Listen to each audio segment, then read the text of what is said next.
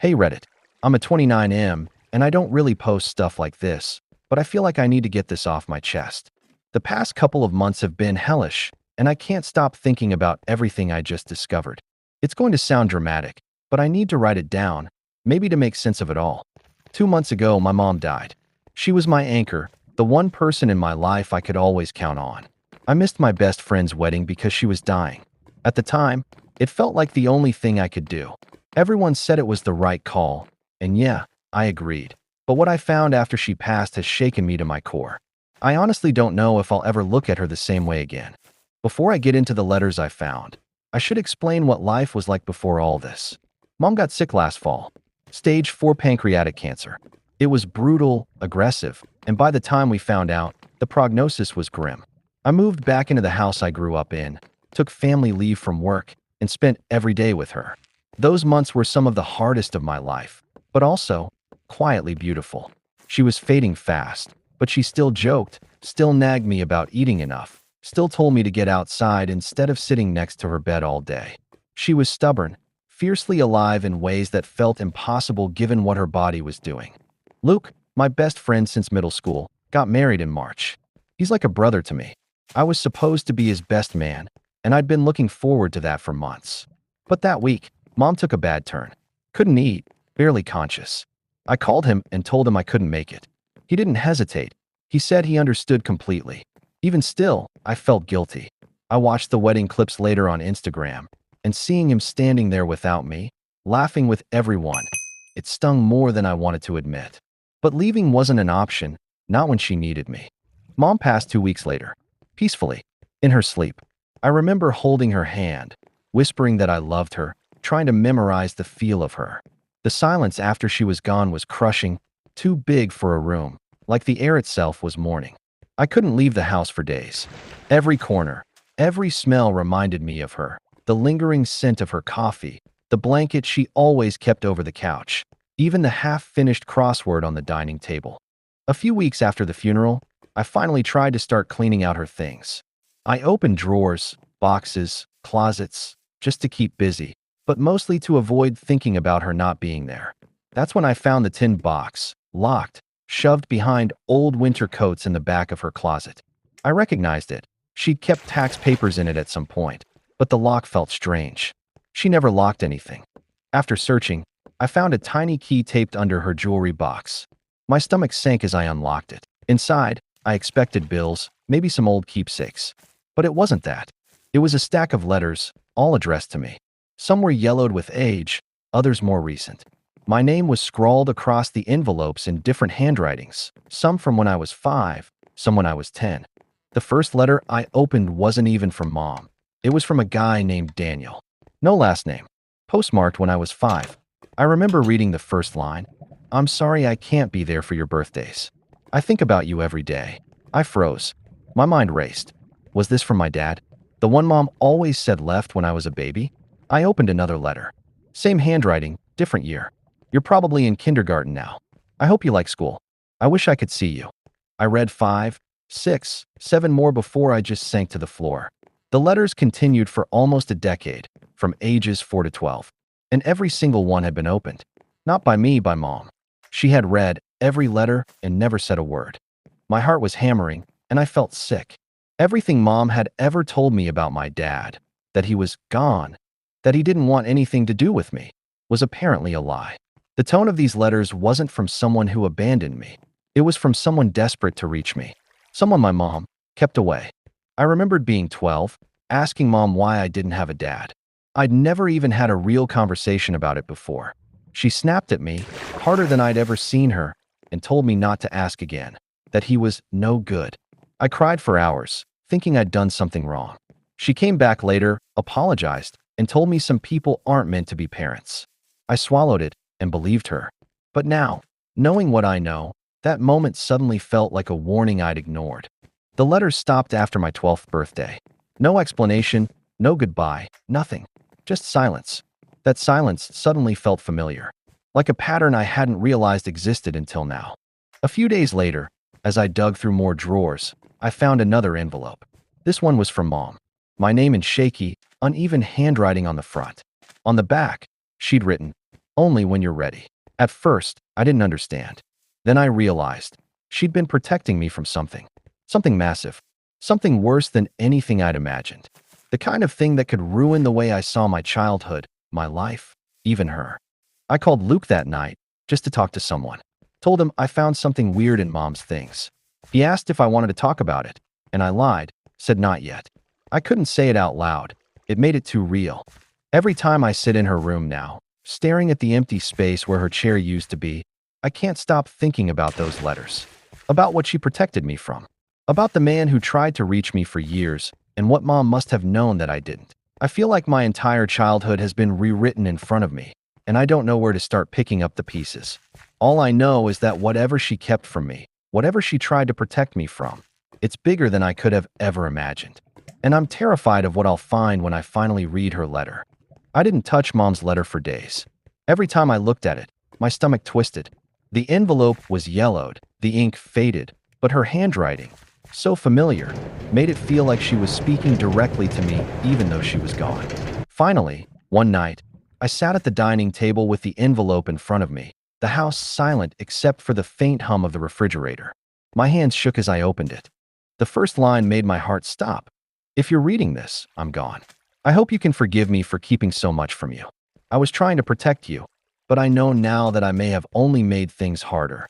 I swallowed hard. My chest felt tight. She wasn't vague. She didn't beat around the bush. From there, the letter went back decades, explaining things I never knew about my life, my dad, and a truth I couldn't have imagined as a kid.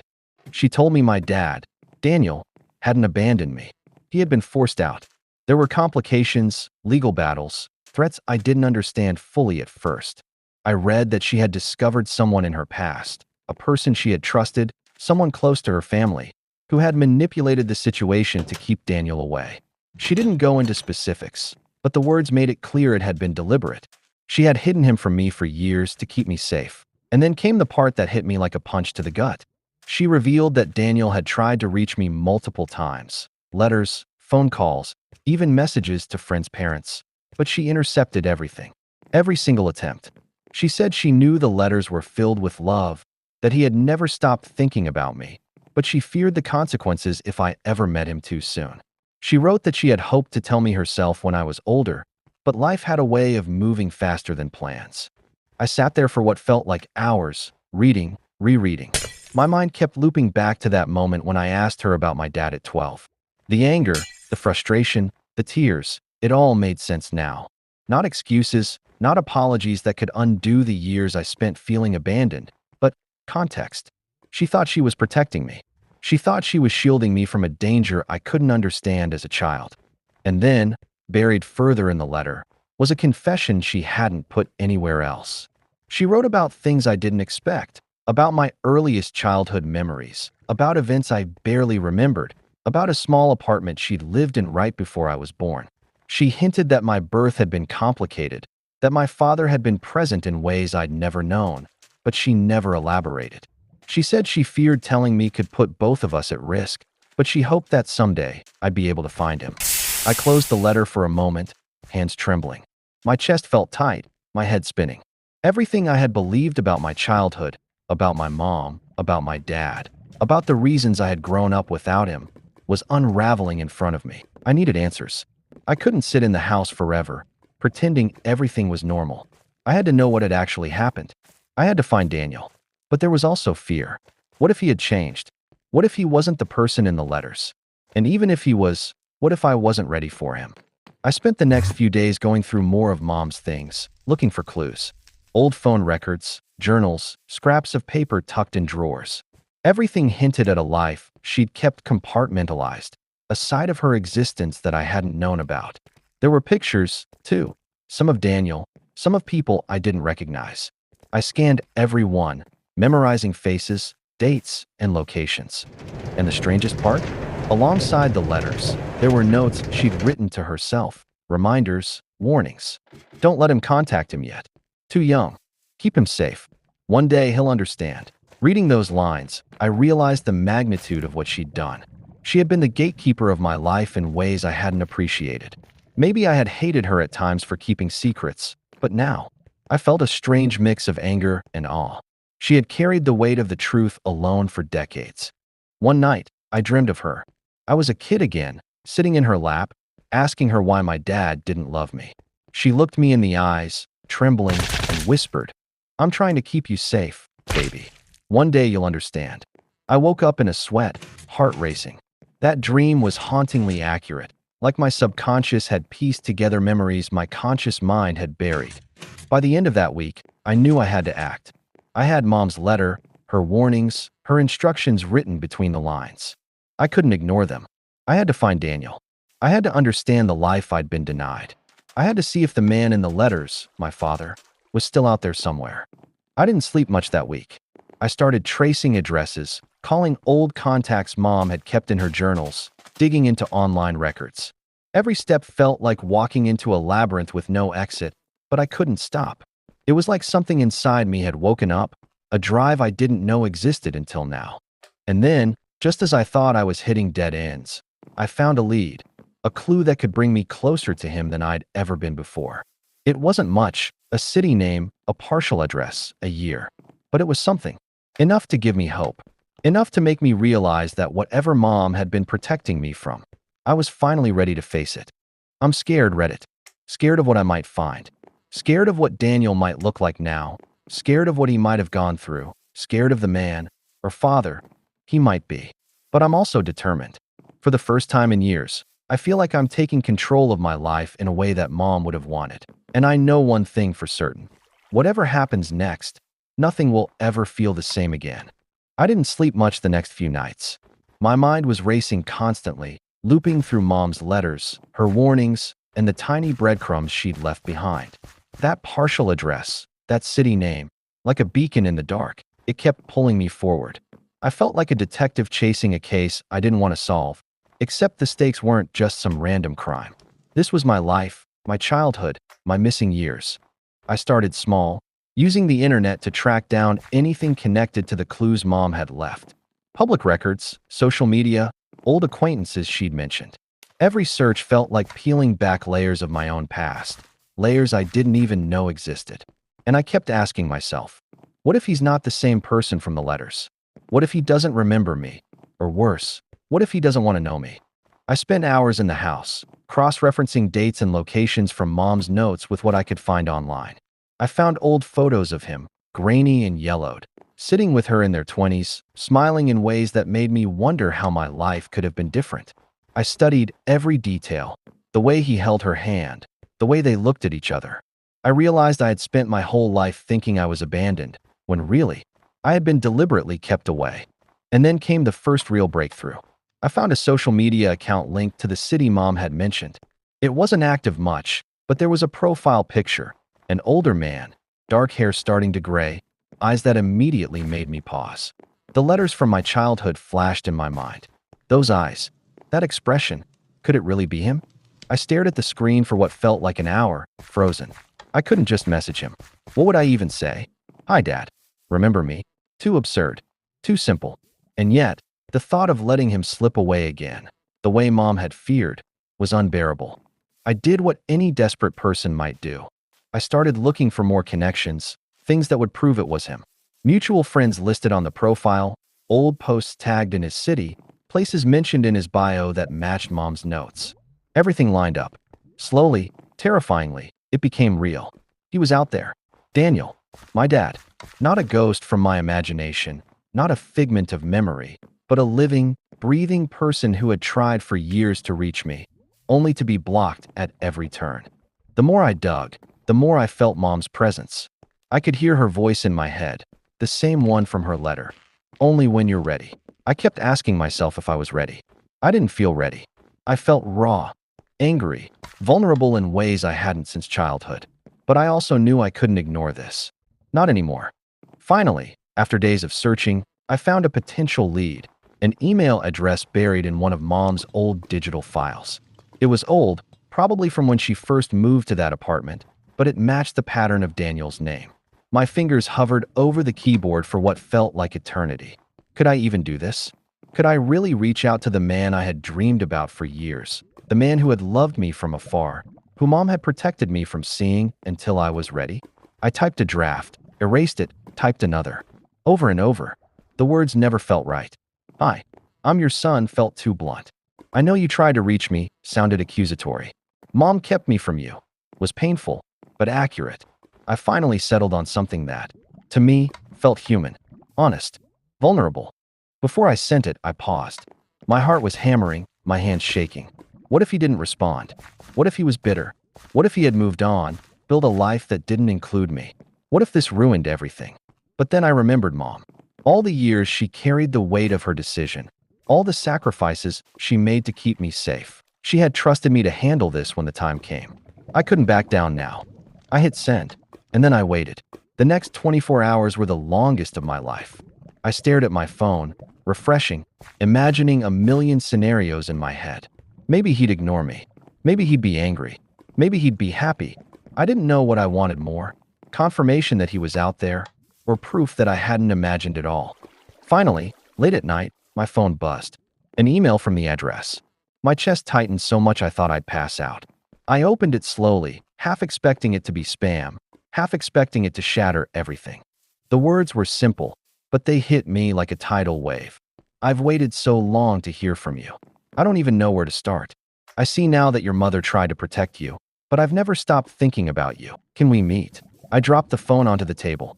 My mind was spinning. My hands were shaking. I couldn't breathe.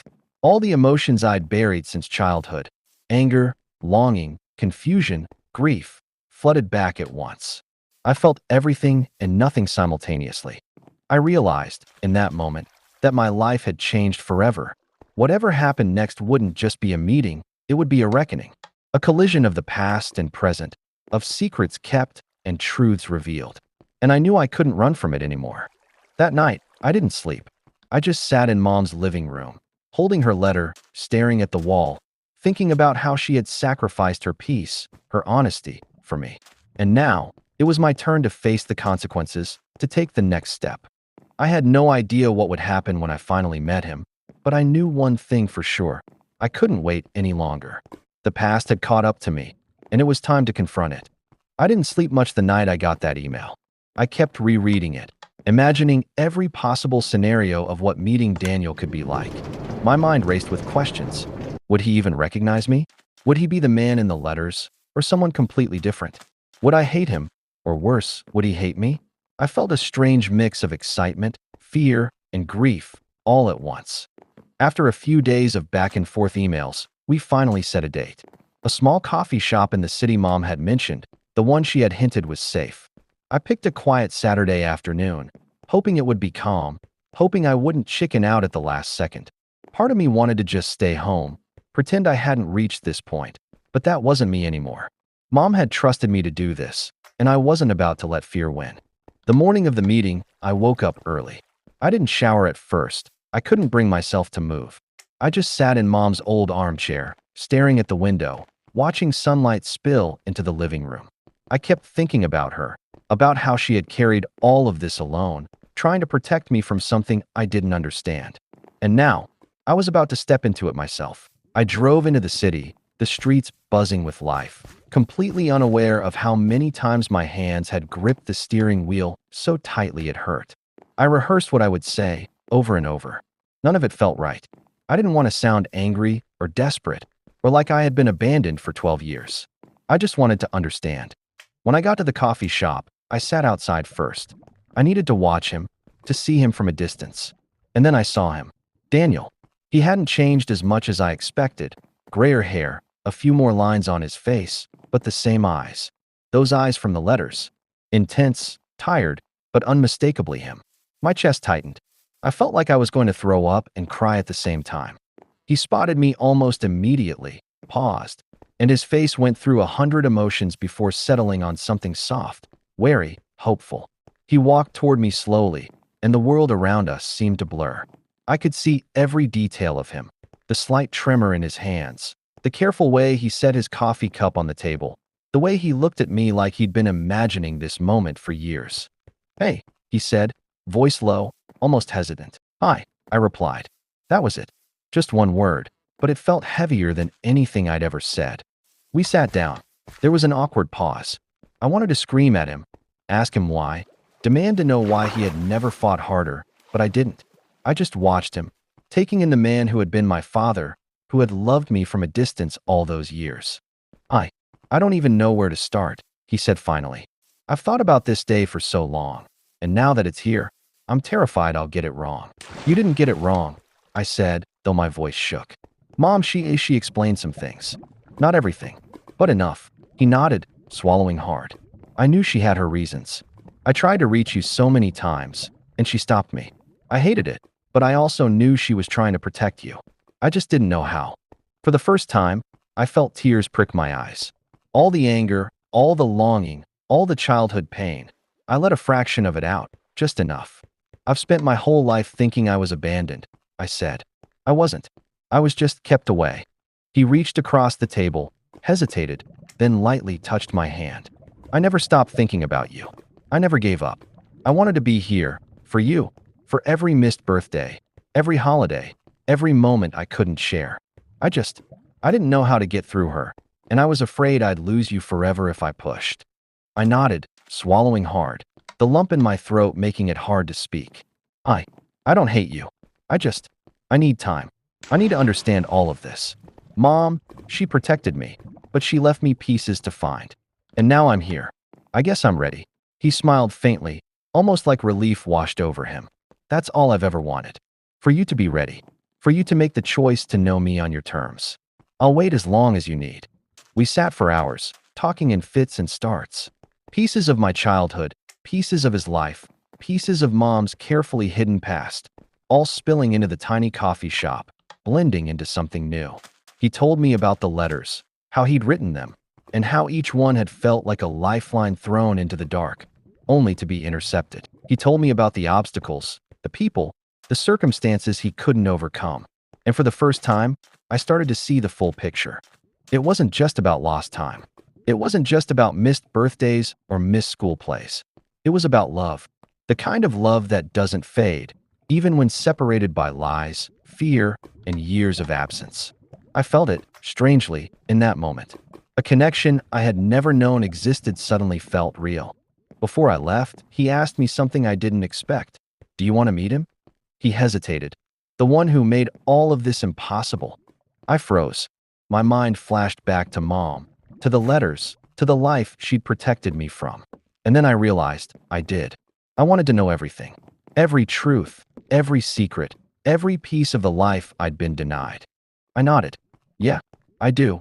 We left the coffee shop together, walking slowly, side by side. For the first time in decades, I felt like maybe, just maybe, I could start building the family I had been missing. And yet, deep down, I knew the real challenges weren't over. This was just the beginning. It took a few weeks after that coffee shop meeting for everything to start making sense. Daniel and I stayed in touch constantly. Texts, phone calls, video chats when I couldn't make the drive. Each conversation peeled back more layers of my past, more of what Mom had protected me from, and more of the man he had been all those years. And then came the part one had been dreading, the full truth about why she had kept us apart. I had imagined anger, betrayal, secrets, maybe even legal issues, but the reality was worse than anything I could have expected. Mom hadn't just blocked Daniel to protect me emotionally. She had blocked him because there had been threats, real threats, dangerous ones. Someone had tried to keep him out of our lives, and Mom had feared for both our safety. She had been dealing with it silently for years. Reading her letters and comparing them with Daniel's recollections, it became clear she had carried a burden so heavy, I couldn't imagine anyone surviving it. She had done it to keep me safe. Every lie, every harsh word, every time she snapped at me for asking about my dad. It had all been an act of survival and protection. I remember sitting in my childhood bedroom, holding a letter she had written but never sent, and feeling like my chest might break. The weight of it all, the secrecy, the fear, the love, pressed down on me. I had spent so much of my life imagining betrayal, imagining abandonment, imagining that my mom had chosen to leave me in ignorance. Instead, she had chosen a different kind of love, the one that didn't come with explanation until she knew I could handle it. And that realization made me cry harder than I ever had as an adult. Meeting Daniel again, this time at the small park near my old school, was surreal. He looked nervous, almost as if he were meeting a stranger, but the minute our eyes locked, all that distance melted away. We talked about everything: the letters, Mom, the threats, the childhood I had lost, but also the present I had gained. He apologized for not being there, but I told him it wasn't his fault. I needed to find him when I was ready, I said softly. Mom's choices, they scared me at first. But now I understand. She protected me the only way she knew how. He nodded, tears in his eyes, and for a moment, I realized he had been living with guilt for decades, just as I had been living with imagined abandonment. I reached out, put my hand on his shoulder, and it felt like reconnecting with something I'd lost long before I understood it existed. Then came the hardest part: the people Mom had kept me away from. There were files, letters, and photographs she had hidden, showing the individuals who had posed threats, the manipulations, the dangerous situations. Reading them, I understood how close things had come to spiraling out of control. The woman or man who had orchestrated our separation, whatever their motives, was still somewhere out there, and Mom had been shielding me from that reality. I realized, painfully, that Mom's love had been the fiercest thing I had ever known. Not perfect, not without mistakes, but uncompromising. And now, holding the letters, talking to Daniel, I felt a kind of gratitude that hurt because it was intertwined with loss. She had given me life, safety, and truth, but only when she knew I could handle it. Over the next few months, Daniel and I slowly started building a relationship. We shared stories, memories, regrets, and dreams. He filled in gaps, and I realized how much I had been missing, not just a father, but a connection to my own history. We laughed over the absurdity of missed holidays, cried over the lost years, and tried to stitch together a relationship from decades of absence.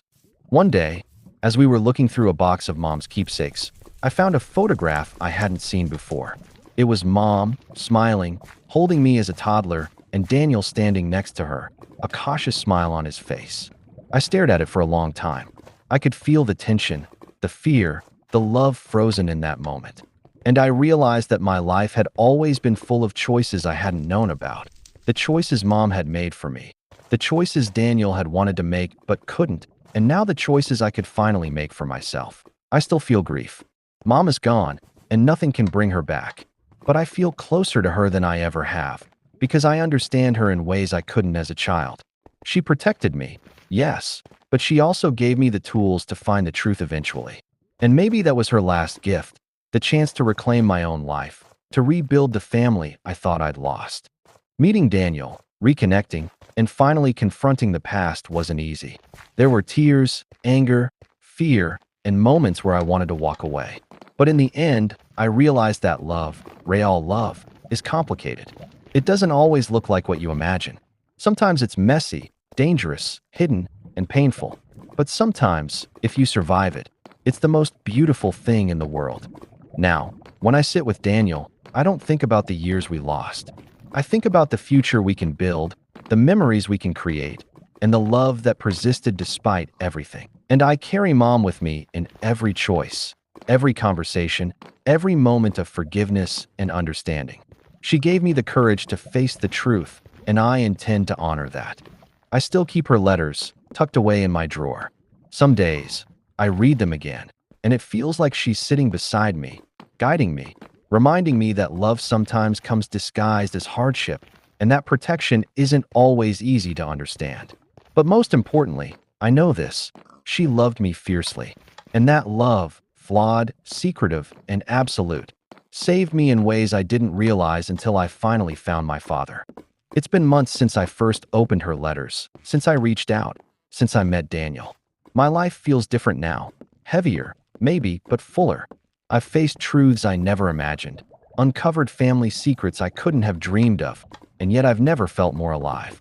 I've finally realized that the past isn't something to run from. It's something to understand, to learn from, and maybe even to forgive. Mom protected me. Daniel waited, and I'm finally starting to live. If you made it all the way to the end, thanks for sticking with me. I really appreciate it. If you enjoyed the story, consider subscribing to the channel and giving the video a like. It helps me share more stories like this. Thanks.